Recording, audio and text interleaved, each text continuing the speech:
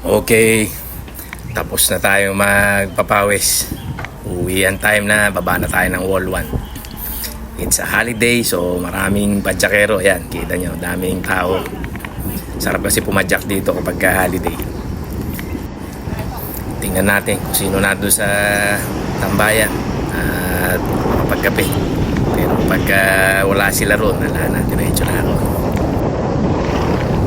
Kapag holiday lang na ganito, siyempre, madaming tao, maraming pumapanik, maraming bumababa. Ayan, katulad yan. Medyo mahirap magpa-bibo. Baka kung saan tayo pulutin. Yan o, dami pumapanik. Ayun, medyo libre ng konti.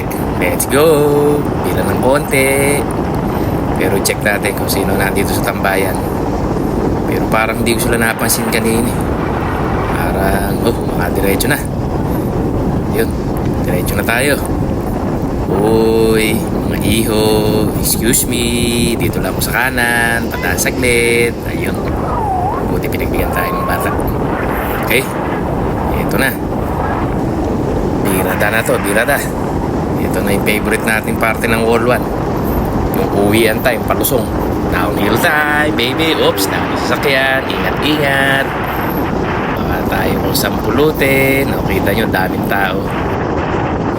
Approaching na tayo dito sa delikadong stretch na to. Ito, pulusok time dito. Talagang tutuling ka rito. Kaya pag di mo kabisado, alalay lang. Dahil andyan na yung siko na matindi. Alalay lang, alalay. Amoy-amoy sa preno.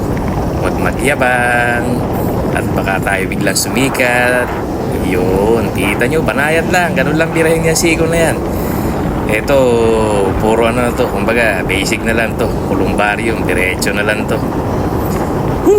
Sarap talaga mag downhill dito sa wall 1. Kahit napakahirap panigin, pero sulit na sulit. Ito, columbarium nito eh. Ang babantayan mo na lang rito, baka bigla may tumawid na aso. Yan, patapos na halos. Okay, malapit na dyan yung Bikers Cafe sa bandang kaliwa. Then, yung Strapa segment, nagpas pa sa Bikers Cafe ang Strapa segment na to eh. Ayun yung Bikers Cafe. Konting lusok na lang, halos patag na to.